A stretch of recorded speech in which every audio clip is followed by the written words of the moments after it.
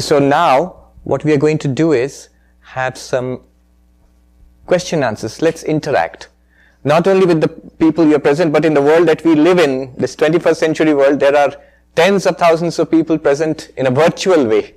So there are questions from all parts of the world. Some of those questions we'll read out today and I'll respond to them.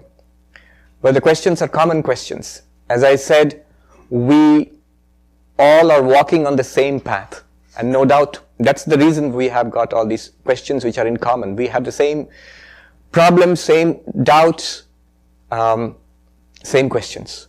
So what they ask is relevant to all of us. So please do listen carefully to the question and to the answers. I'll request Diane to read out the first of those questions. Is there a microphone? Yes. And the way this will work is, after this, I'll ask for questions from the audience, and you can raise your hands. I'll call one of you. Please come, and there's a seat reserved for you here.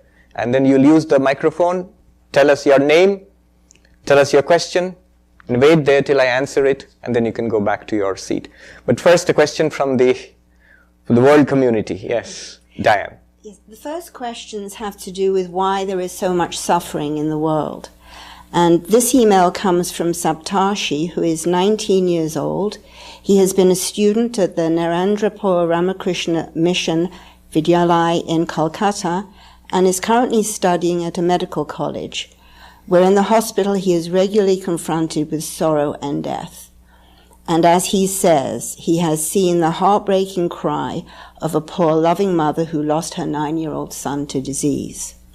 So he asks, if there is suffering because we do not know our true nature as Brahman, then why did Brahman deliberately manifest this world of Maya where suffering exists?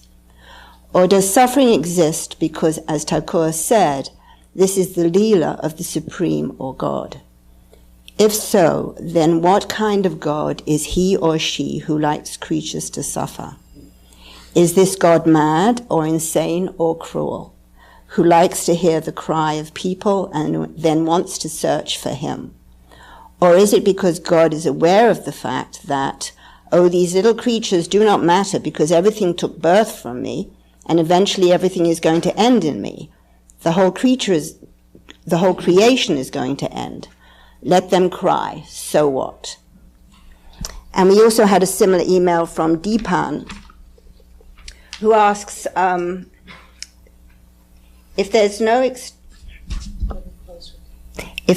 external God as such, and it's all within our own self, then whom to pray to and seek protection from adversities and danger? If there is an external God to whom the majority of the world's population pray, why is there so much turmoil, innocent killings, heinous crime happening all over the globe, and God doesn't stop them or save the innocents when humanity itself is being devastated? Is this all a myth then? All right. Real heavy stuff to start off with. Yes, but it's a very serious question. I'm sure all of us, we have had this question at some time or the other. We have this question all the time. Why is there suffering in the world if God exists? Now I'll give you two answers. First, a detailed discussion, and directly I'll respond to the question, and then a deeper answer, the second one later on. First of all, this question itself. Why is there suffering in the world if God exists? Why is there evil in the world if God exists? This question has been asked by people throughout the ages, and it continues to be asked. And theologians and philosophers in all cultures, in all religions have tried to respond to this. Notice one thing here. Our idea of God is that God is all-powerful and all good. So if God is all-powerful and all good, God loves us and God is good, then suffering should not be there. If one of these conditions are not satisfied, then there can be suffering actually. Imagine a God who is all-powerful but not all good. A cosmic dictator in the sky. Extremely powerful, can do whatever he, she or it wishes. Then you wouldn't ask why there is suffering. You would say, yeah, because the big guy up in the sky is a dictator, so that's why we are. suffering. And it was so in a certain phase of human history. I was very interested to find out that the old story of Noah's Ark, there was a great flood. There's a flood myth in many ancient cultures of the world. So there was a great flood. And do you know why the flood was there? Because God found a lot of unrighteousness in the world, and so sent a flood to wipe out all this unrighteousness and to restore justice and order in the world. Now that's a good God, a righteous God. But the same story exists in a more ancient culture, in Babylon. And the story is slightly different in one very interesting detail. There, in the story, God is there, all-powerful, but only all-powerful. The idea of being just or good is not there. Just God is all-powerful. Then what happens? This God is disturbed by the noise that humanity makes. God's rest was disturbed because human beings are very noisy. So he decided, I'll wipe them all out. I'll drown them all. And then is this righteous person whom he selects, just like Noah. The names are different. They're difficult names. I've forgotten the names. But he gives them an ark in which to take animals 2 by 2 and preserve them until the flood tides go down, and then all life can be restarted. And hopefully they'll be quieter next time. There is no concept of goodness or righteousness or fairness or justice there. It's just power. There you cannot ask, why are we suffering? Because God is all-powerful. God can make us suffer. But when the idea of justice and goodness was added, as it happened in Judaism next, the same story, you see how it takes a turn. Now you cannot say God drowned people because they were noisy. We wouldn't worship such a God. So the idea of concept of God as fair, as just, comes in there. You can see an evolution in our concept of God. God is not evolving. Our concept of God is evolving. We are understanding more and more. And then the question can arise, why is there so much evil and suffering in the world? If God is all-powerful, but also just. And the problem becomes even more complicated when you say God is all-loving. Right?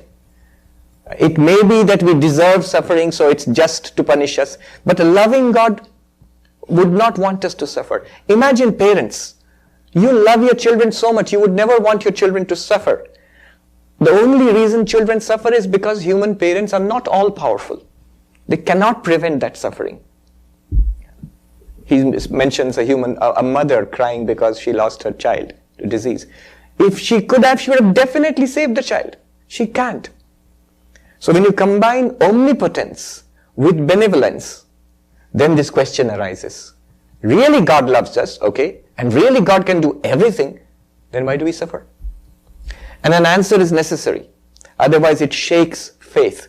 In fact, one of the arguments against the existence of God is the existence of evil. This is called the problem of evil in theology. In different religions of the world, this is called the problem of evil. And we want an answer. Well, I'll tell you about not one answer, but 23. Don't worry, I will not list out all the 23 answers. There's this book, The Problem of Evil in Indian Thought, by Professor Arthur Herman. Arthur Herman. You can find it online also. What this gentleman has done is not only limited himself to Indian thought, but he has taken a survey of this question and the answers to it in different religions of the world, not only in religion, in philosophy, in literature, and he has come up with a list of 23 answers. 23 answers to this question. Why do we suffer in this world? And he has listed those answers. I'll tell you some of them. You're looking amazed. 23 answers. I thought the question was not answerable. 23 answers. Yes, I'll tell you some of them. Prepare to be underwhelmed. You will notice one thing about the answers. Some of them are simple, maybe a little silly. Some of them are very clever, but all of them have one thing in common. They are not satisfying. For example, there is one answer is God is testing us. These are actually serious theories put forward by some thinkers at some time in human history. God is testing us. But then the same question will arise. What kind of a test is it to make a baby suffer? What can the baby do? Look at the enormous suffering in the animal kingdom. What can they do except suffer? What test can they pass? So there are objections to these theories. There's a similar theory which says another answer. It's called a soul-making theory. God is building up our character by suffering. It might work for an adult person who is responsible, who is conscious, and who can change. But again, the same objection will arise. How do you account for the suffering? Enormous, unchanging suffering in the animal kingdom for millions of years, and nothing that you can do will stop it. When a lion jumps upon a deer and eats it, when a lizard, a gecko catches an insect, no matter what you may say, if you look at the insect struggling, you feel suffering there. How can you stop that? And how is that building up anybody's character? The Holocaust. Tremendous. You cannot explain that kind of suffering, where millions of people are killed, just massacred. So how is that building up character in any way? So there are doubts about this kind of theory also. And there are many, many other theories. All of them have some problem or the other. And this professor discusses each of them and shows the problems with these theories. There's a theory that God has given us free will. That's one big theory. God has given us free will and God will not interfere with our choices. And it's our choices that lead to suffering. But even there, we have these dispositions which lead us to slip and make mistakes and commit error and evil. And what kind of a responsible parent is it who gives a loaded gun to a toddler? Free will. I will not interfere. Let the toddler do what it wants with the gun. The end will not be good. So why give us free will and a set of dispositions which almost all the time we tend to misuse that free will? And again, it does not explain suffering in the animal kingdom or even for helpless infants and children. So all these theories, one more theory which he considers very good, the professor. He says the law of karma, causation, cause and effect. Cause and effect. If we consider ourselves as conscious beings traveling from life to life and enjoying and suffering the results of our past karma, generating new karma and enjoying or suffering the results thereof. So we are building our own lives. Vivekananda says, there was never a blow that was undeserved. Unkind thing to say. But let's take responsibility for our own lives. You can even see how the global kind of thing, the cause and effect. Causes have effects. Actions have consequences. That can actually even explain the sufferings in where you are helpless. Say, somebody said, what karma can a butterfly do? Nothing. It can only experience the results of past karma. You can only do conscious karma when you come to a human birth. But this cause and effect can actually explain suffering and experience in animal life, in any kind of conscious life. So past karma is giving results. Sometimes it may be in human birth, sometimes I may be an infant, sometimes I may be an insect in the mouth of a gecko, but it's all past karma. A little more clever answer this time. This answer is, in fact, the professor says this is the best possible solution. He's got a whole chapter on the defects of the law of karma. Whole chapter. And he says, in spite of these defects, there's nothing else that comes close to the law of karma. Even then, it's not a perfect theory. Sri Ramakrishna was asked this. One of the questioners mentions the theory of Leela. Sri Ramakrishna says it is the Leela of God. Somebody asked Sri Ramakrishna, why is there so much suffering in the world if God exists? The same question. In the gospel you will find this question. And Sri Ramakrishna gives the answer which this young boy has given. That it is the Leela of God. It is the play of God. What can we do? And the devotee who asked this question did not take it well. His reply was, it may be the Leela of God, but it is death to us. In Bengali he said, Tar to Leela, Ramra Mori. It may be the divine play of God. It's play for God. It's death for us. Then Sri Ramakrishna gives the real reply. Now I'm coming to the real reply which I would like to give. When he says it's death to us, Sri Ramakrishna said just one little thing, after which there was no further question possible. Sri Ramakrishna said, death to us you say, but who are you? Do you know who you are? Meaning thereby, if you did investigate who you are, that's what Vedanta does. What would you find? You are one with God. The same God who manifests this universe is you yourself. What we sang, Satyam Jnanam Anantam Brahma. You are that. From that point of view, no evil touches you or anybody else. Think about it. Advaita says, Brahma Satyam Jagat Mithya Jiva Brahmeva Napara. Brahman, that Satyam Jnanam Anantam Brahma, infinite existence consciousness, is the only reality. The world of appearance and suffering is an appearance, it's false. Then what about me? Am I real or false? You are one with Brahman. You are real. You are real as Brahman. I'll ask you a question. The greatest of tragedies, the worst of things, worst of suffering, it's permissible in only one case. It's even enjoyable in one case. When? Think about it. When is the only time you would not be upset with suffering? When you would even say it's good, it's great.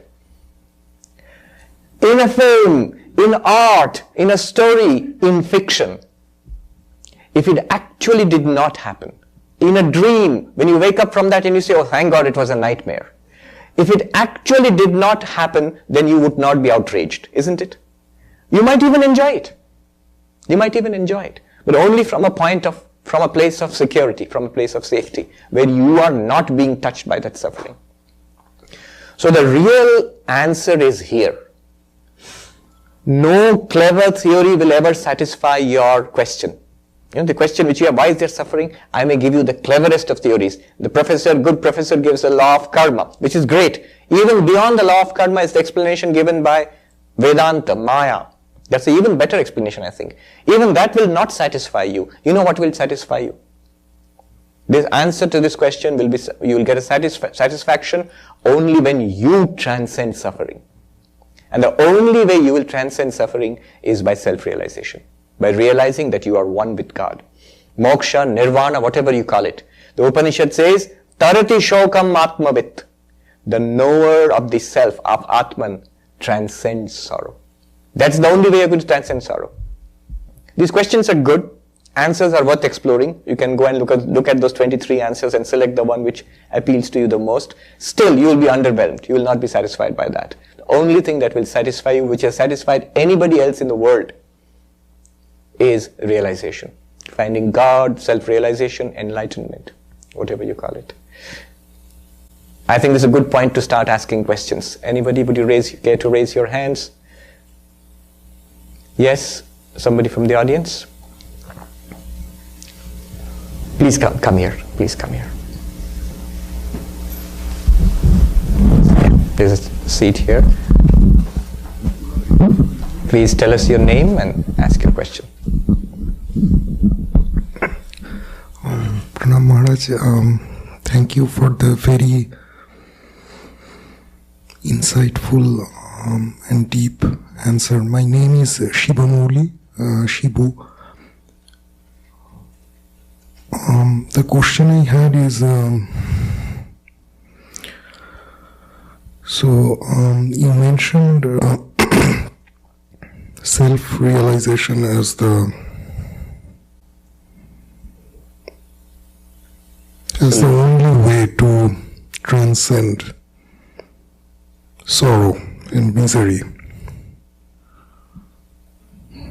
Now, if we look at the life of great devotees, bhaktas, we also see this other way of looking at sorrow as their chosen deity itself. Like you have come in the form of, in the garb of sorrow.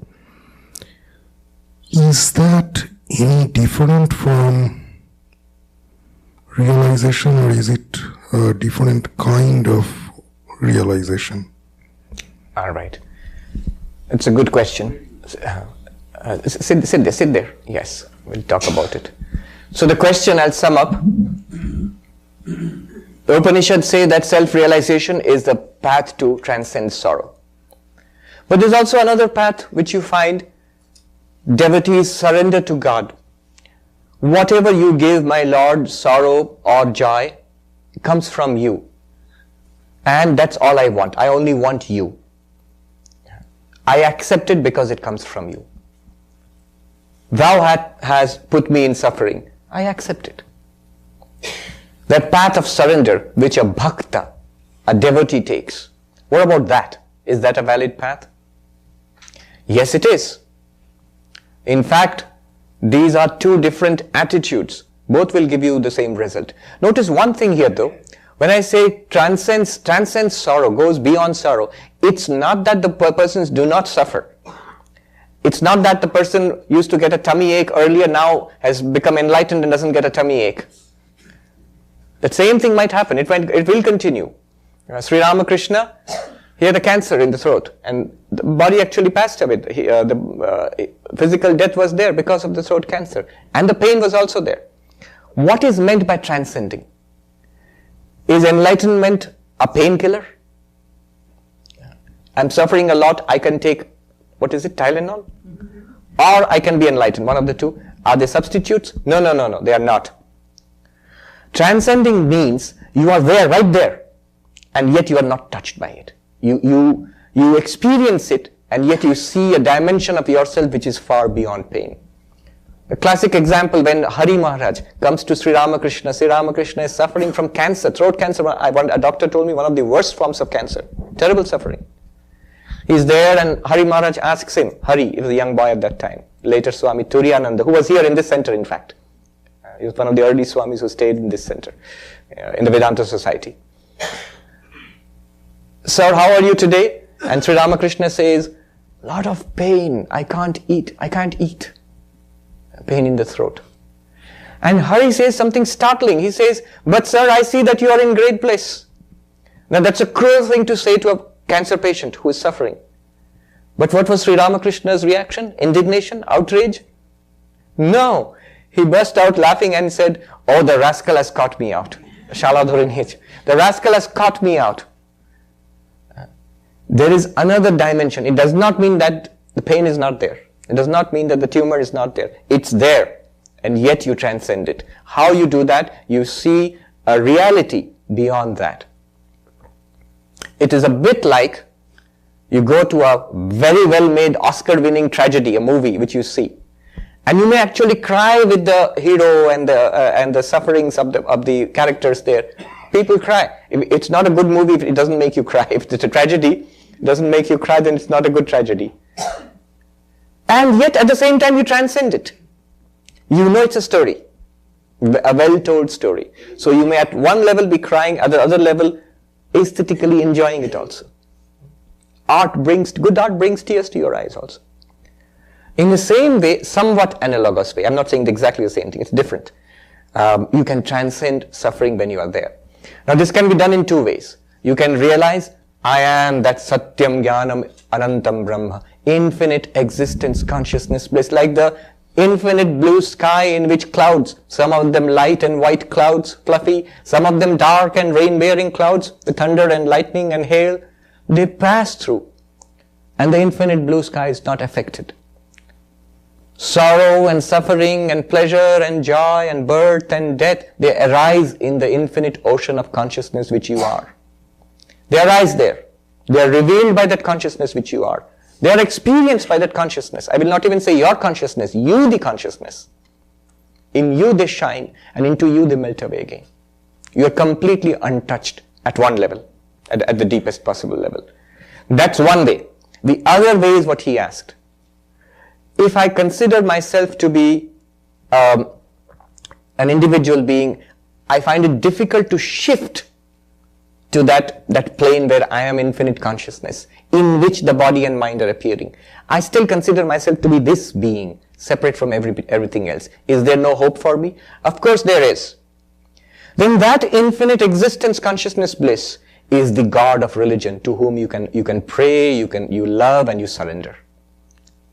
I'll repeat again. Vivekananda says, the God is the highest reading of the absolute by the human mind.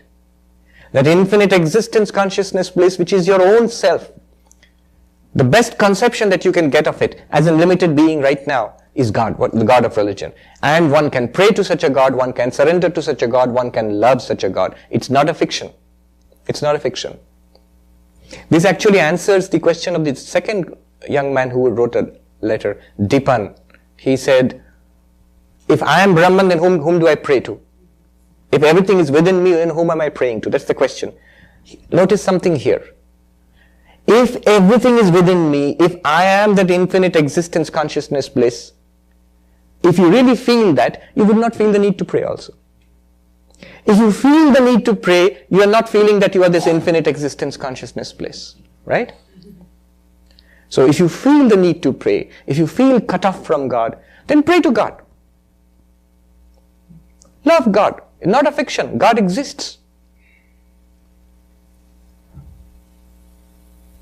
So, you can enjoy God in both ways. I am Brahman, or the Divine Mother, my loving Father, my loving Mother. Swami Vivekananda used to say, that always he says, I am Brahman, but only when he has a tummy ache, he says Mother. He says, I say Mother when I have a tummy ache. Humorously, but there's a point there. Right?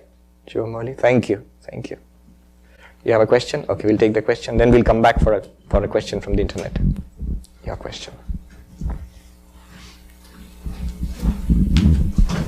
Can you tell us your name and the question? So my name is Jyoti Agarwala.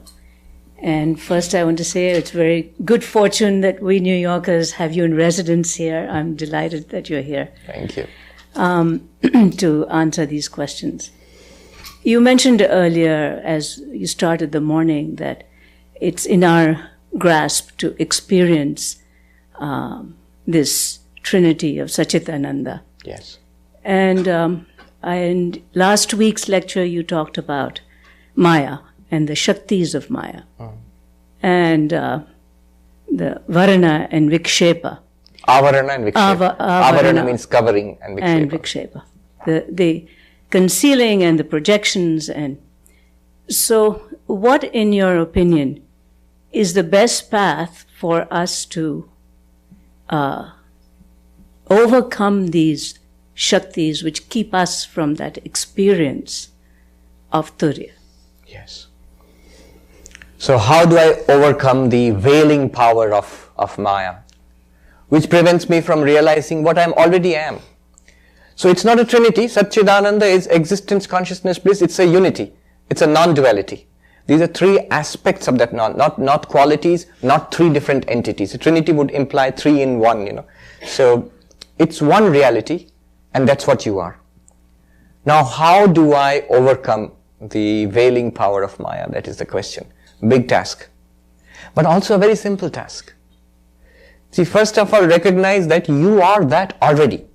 Even if you think that I am enlightened, I don't know that, fine. But Advaita Vedanta says, you do not know that, but you are that. One Swami has to sit at his feet in the Himalayas. Once in a while he would say in Hindi, Tum jano ya na jano, whether you know it or not. Tum mano ya na mano, whether you accept it or not. Tum hi Ram.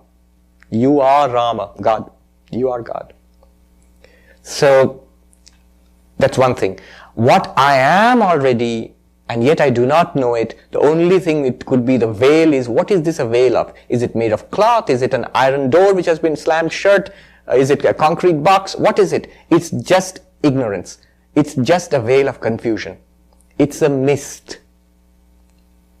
One of the earliest meanings of Maya is a mist. Kuhak in Bengali. Something that confuses us. So the only answer to your question is, how do you overcome ignorance? We all know. Through knowledge. You need to know who you are. Right?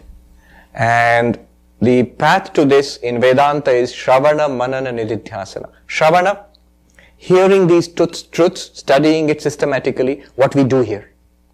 Again and again, listen to it. It's about you. It's not some boring, dry philosophy from halfway across the world from a culture 5,000 years ago. No. It's about you right now. We're talking about you, your deepest reality. So listen to these truths again and again. Then questions will come. Answer these questions. And then meditate upon it. Once you have heard these truths, understood it, removed doubts, what you are convinced about, then you meditate deeply upon that and clarity will come. Clarity will come about what? What you already are. I was saying that other day, in Vedanta, what do you get? You get what you already have got. Praptasya prapti, they say in Hindi or in Sanskrit. What you've already got, you get that. What do you mean I'll get what I've already got?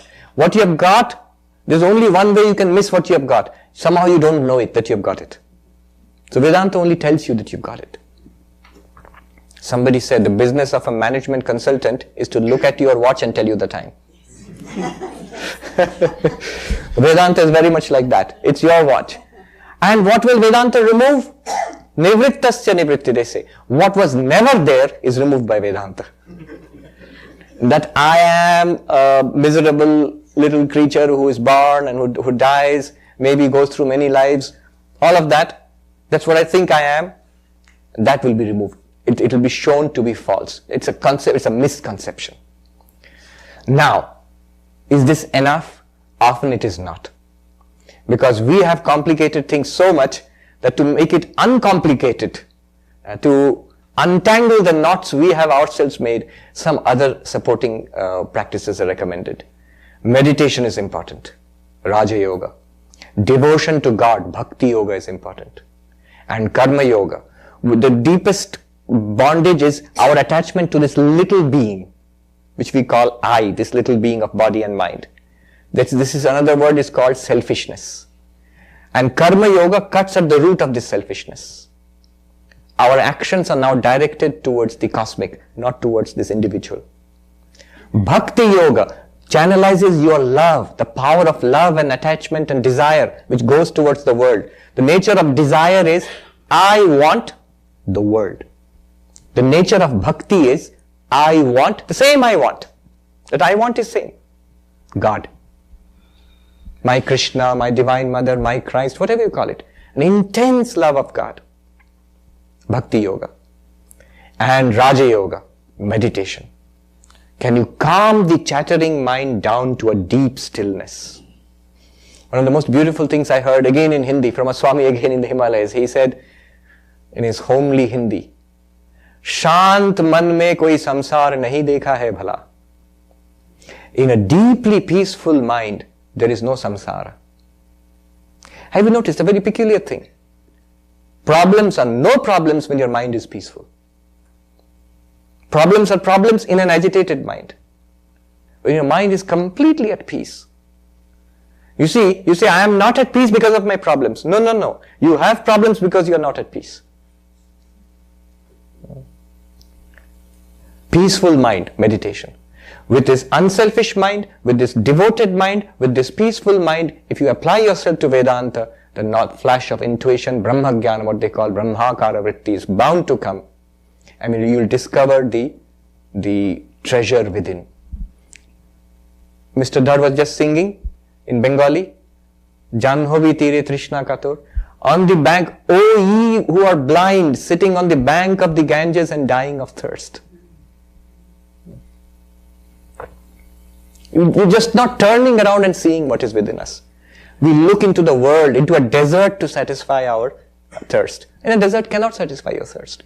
You may spend life after life chasing the things of the world. You will get them, but it will not satisfy your thirst.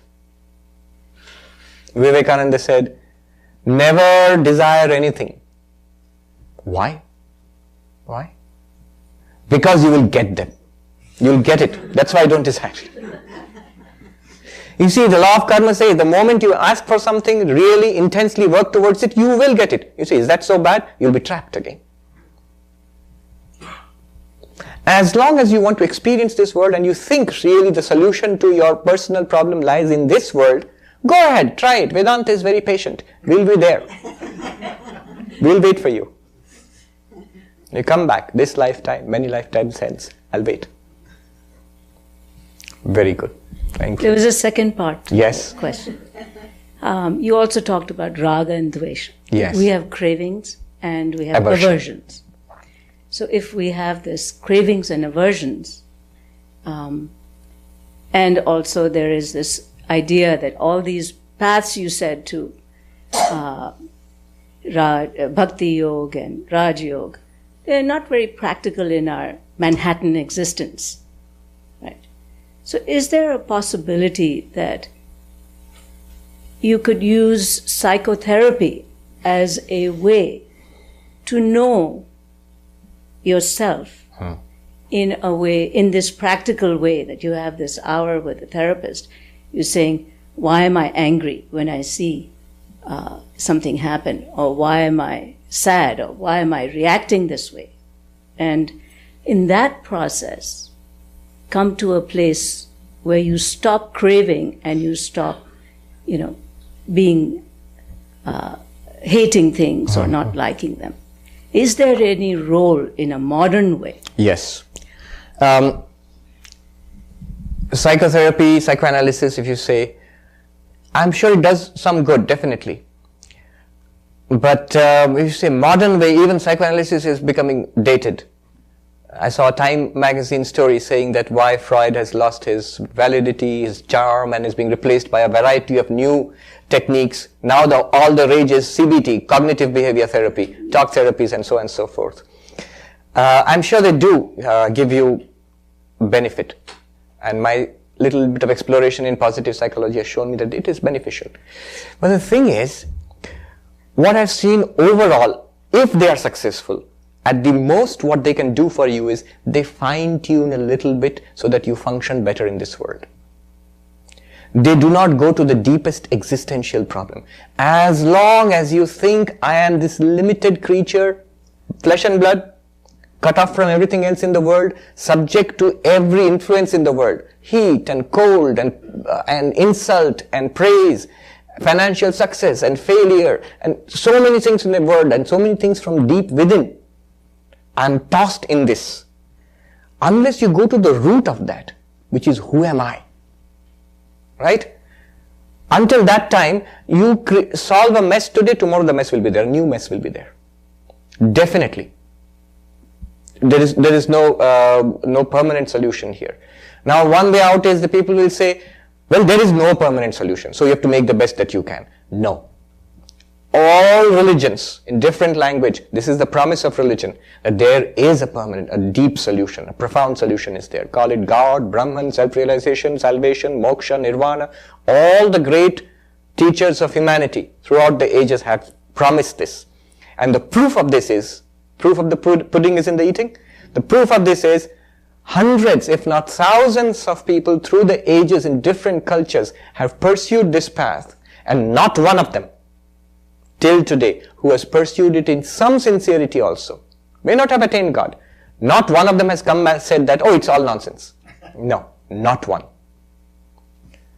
Now if you say 1 hour with the therapist, if we find that practical, why not 1 hour of studying Vedanta and meditating and praying? Same 1 hour.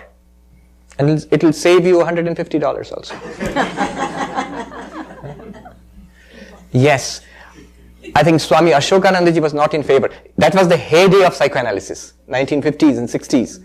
Everybody, if you were somebody in society, you had to have your therapist. Like in India, you have your guru. So here, you'd had to have your therapist. Those days are past now, but Swami Ashokananda, reacting to that, he said, don't go to them.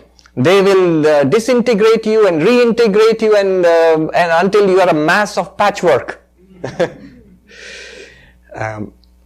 One way is to look at the insights of psychology, especially positive psychology. A lot of advances have been made in the last 20-25 years actually, which are pretty good, I think. And integrate them into your spiritual practice. That you can do. I think that's where I was headed. Yes, yes. East-West. One thing I'll just say, East-West is very good. Swami Vivekananda said, those rishis who gave us the Upanishads and Gita and everything, they are all wonderful, but they are all dead and gone. You too must be rishis for yourself. You must think for yourself. You must carve out your own path. All the treasures are there before you. Use them. See how it is useful. One thing I'll leave you with. When you say raga, dvesha, aversion and desire, when you say problems in the mind, you say that it's there in your consciousness. Isn't it? Vedanta says, who experiences this raga and dvesha, this aversion and desire? Take a look at that. You see, we become so busy in trying to manage our problems, our mental problems. We're trying to manage the objects. But who is the one trying to manage? We're trying to reduce the suffering. But who is the one who says that I am suffering? Vedanta says, if you could turn around and look into that, your problems will be solved. You would transcend the mess. The mess would still remain like that maybe. No, often the mess takes care of itself. We torture the mind unnecessarily sometimes. I want to enjoy this. Mind, you must enjoy. If the mind gets bored, you feel bad. Oh, I'm not able to enjoy this movie or this food or something. Right. The mind, you must meditate now. You sit and meditate, and poor mind feels sleepy, and you say, what a loser I am. I can't even meditate. You're torturing the mind. If you leave it alone, often you will find the mind settles down into something very nice. Take a step back. The reason we are torturing the mind is we think we are the mind. And we have to be in a certain way and not in that way. The mind is full of aversions and desires and all that. Let it be. What's it to you? Say, what do you mean, Swami, what's it to be? No, really, I mean it. What's it to you? The moment you let it alone, you'll find the mind settles down.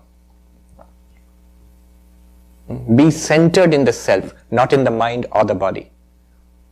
You said practical life in Manhattan.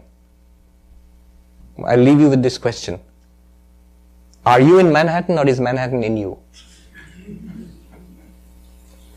Manhattan is in your consciousness. Where is Manhattan when you go to deep sleep? As a prominent politician once said, he said that I was born in the slum, but I took care to see that the slum was not born in me. You can be in Manhattan. Don't let Manhattan in there. The boat can be in water. Don't let the boat, the water into the boat. The way to see that is to do exactly that, to see that Manhattan is actually an appearance in you. And it can go on in its own way. You be at peace. Thank you, Jyoti. One question from the internet? Yes. Can I ask from here to give the... Yes, next. We have one question from the internet and then you can ask.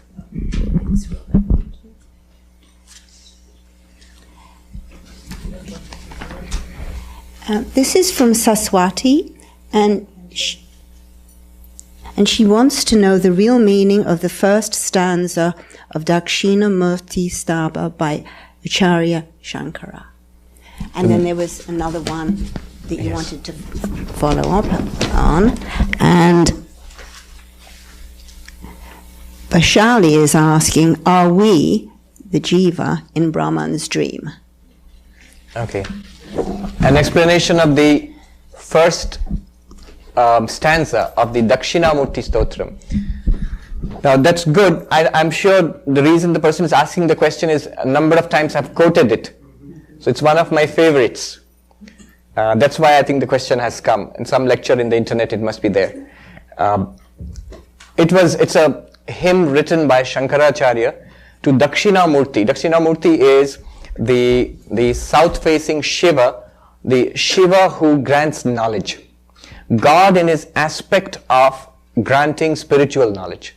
Dakshinamurti. Now, there, the first stanza is so beautiful. It goes like this. Vishwam darpana drishyamana nagari tulyam nijantargatam pashyannatmani mayaya bahirivodbhutam yatha nidraya ya sakshat kurute prabodha samaye swatmanamevadvayam tasmai shri dakshinamurtaye Gurumurtaye, Tasmai Shri Gurumurtaye, Namaidam Shri Dakshinamurtaye. I salute Shiva, Dakshinamurti Shiva. Who is my Guru? Who is my own self? The self, Atma, Guru and God are one. Ishvara Gururatmeti Murti Bheda Vibhagine. They appear in different forms as God, as my Guru, and as my own self. It's one undivided reality. I salute that. In whom the entire universe appears like a city in a mirror. Look at this image. Vishwam Darpana Drishyamana Nagari Tulyam. Sometimes when you're driving outside Manhattan, when you cross the bridge, when you look at your driving mirror, you can see Manhattan shining at night. The lights of Manhattan shining in your mirror, in your driving mirror. It's like the whole city is in your mirror. You can see the buildings and the skyline and the bridge, everything you can see in the mirror. Exactly like that, Shankara says, the entire universe, like a city in a mirror, is in you, the consciousness. The mirror is you, consciousness. And in you, the entire universe appears. Now, in the case of a mirror, the city is outside. And you're driving and the city is reflected in your mirror. But Shankaracharya says, Nijantargatam. Here there is no universe outside consciousness. By the power of Maya, the universe is projected in consciousness itself. How is this possible? We do it every day at night when you dream. Yatha nidraya, he says. Just like you dream. And when you dream, you forget that you are lying in your bed safe and sound, but you see a world, maybe Manhattan, and you see yourself walking in your dream, in the world created in your dream, in your mind. You are also there in that world. You have a body and you're walking, and you're talking with people. It's as if the world is outside you. In your dream, when you see a world, when you see people, it's as if the people are outside you. And yet they are in reality, all of them are in you, the dreaming mind. Isn't it? So an entire universe, a world is created and projected as if outside in our dreams every day in the night. When we wake up, we think, oh, it was all in my head, it was a dream. Exactly like that, in consciousness, an entire universe is projected, like a city in the mirror. Imagine there is no mirror no city outside, just the mirror and city there. They didn't have television in Shankaracharya's day. Otherwise, he could have given the example of a television where there's nothing outside needed for a reflection. It's produced from inside. So, in consciousness, this universe appears. The reason it appealed to me was, as a kid, I think I was maybe 9 or 10 years old. Once we were driving, I remember my dad was driving and we were in the outside a city, so it was dark. But when we were approaching the city, I saw the city in the mirror. I don't know why it struck me so deeply. I don't know why. I never forgot that. Years later, when I came across that example in Shankaracharya's Dakshinamurti Stotram, the universe is like a city seen in a mirror, shining in the mirror of your own consciousness. It's inside you. Then I was so thrilled to read this, so I often would quote it. Notice one thing about the city in the mirror. In the mirror, the city which you are seeing in the mirror, it's not really there. What's there? It's a mirror. Every bit of the city that you see there, the buildings, the roads, the people, the sky, the birds, they're all what? They're the mirror, they're glass. There's no real bird or man or a building or road in the mirror. It's just an image in the mirror.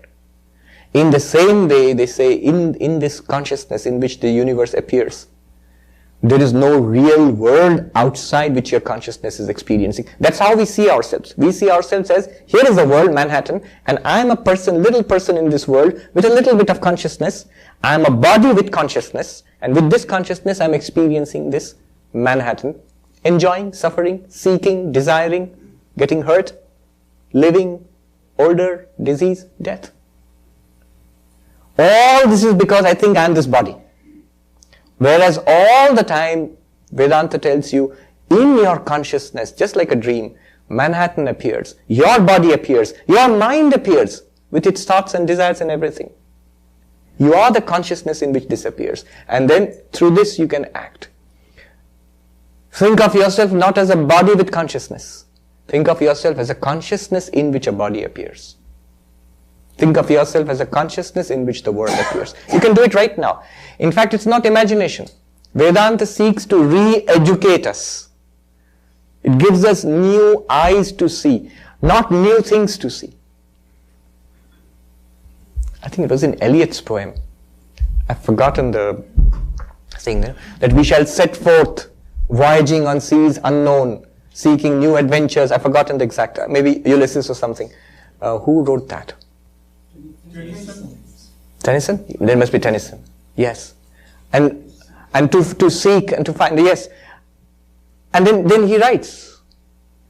And maybe I'm mixing up the poets. And we shall, then, and not to yield, yes, that's there. But then we shall come back again.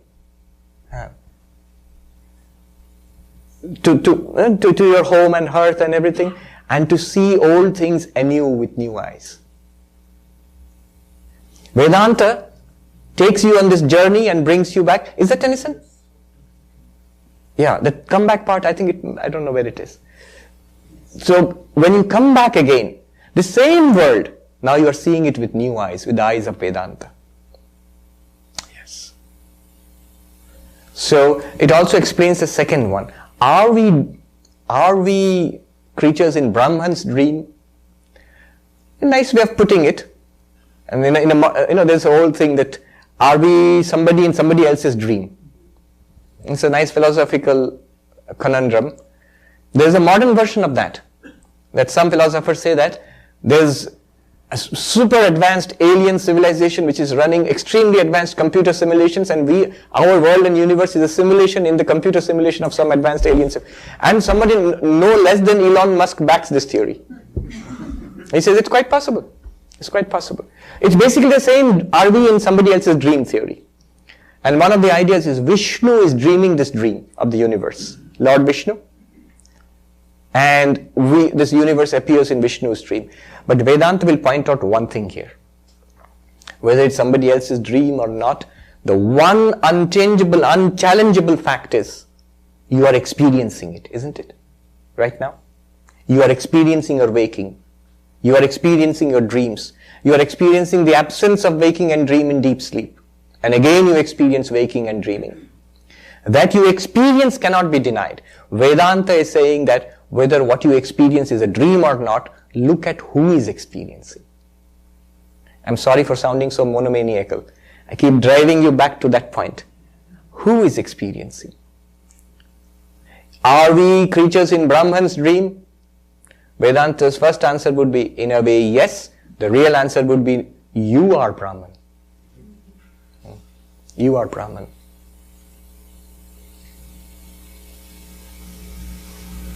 One alone exists.